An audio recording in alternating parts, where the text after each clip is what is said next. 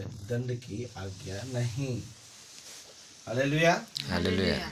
ये ध्यान से सुनिए। रोमियो 8:1 में कह रहा है जो मसीह यीशु में है उसको दंड की आज्ञा नहीं है। उसको किसी भी दंड की आज्ञा नहीं है। कुछ भी करे, किधर भी जाए, किसी भी चीज में चले, चाहे पाप में, चाहे अधर्म में, चाहे दुष्टता में, चाहे कोई भी काम में, और उसको दंड की आज्ञा नहीं है। ऐसा है क्या? जो मसीह यीशु में है वो एक नई सृष्टि है।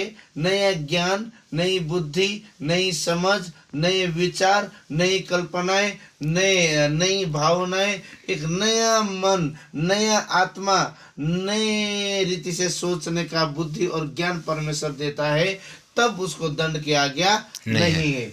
और जो व्यवस्था को जानने वाले हैं, जो व्यवस्था को पढ़ते हैं, परमेश्वर के पवित्र शास्त्र जो व्यवस्था मसीह तक पहुंचने का एक साधन है, जब उसको पढ़ते हैं तो जब तक मनुष्य जीवित रहता है, तब तक मनुष्य जब तक जीवित रहता है तब तक व्यवस्था उनमें क्या है, उन पर व्यवस्था का प्रभुता रहता है। व्यवस्था उनके ऊपर लादा हुआ रहता है, ताकि जब व्यवस्था आया तभी पाप की गिनती हुई, पाप को जाना गया, पाप को पहचाना गया, पाप है बोल करके शुद्धि आने लगी मनुष्य की। Hallelujah, hallelujah. जब पाप की शुद्धि आने लगी, उसके बाद में क्या लिखा है, मैं मसीह में हो करके सच तुमको बोलना चाहता हूँ कि विवेक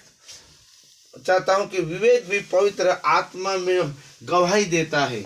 जो विवेक है, विवेक अब्राहम के टाइम पर था, विवेक हनोक के टाइम पर था। Hallelujah, hallelujah. जब विवेक और बुद्धि और ज्ञान और समझ की आत्मा परमेश्वर ने उस टाइम दी थी, उसी आत्मा के द्वारा व्यवस्था की किताब लिखी गई है।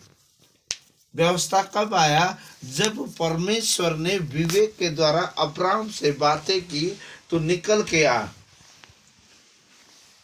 मूसा को परमेश्वर ने व्यवस्था पहाड़ में बुला करके दी। ध्यान से सुनो, 10 आज्ञा कहाँ से दिया परमेश्वर ने? पहाड़ से।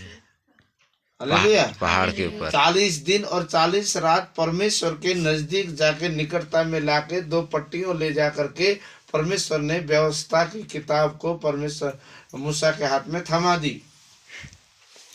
5 किताब मूसा ने लिखी है। वो कौन कौन सी है?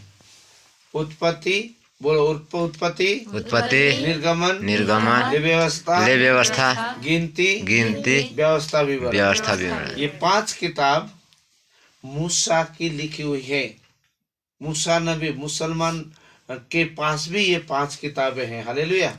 ये व्यवस्था की किताब, ये विवेक का किताब, ये समझ और बुद्धि देने वाला किताब, मनुष्य के चाल चलन में कैसा बर्ताव होना चाहिए उसके बारे में लिखा हुआ 5 किताब में पौलुस कहता है कि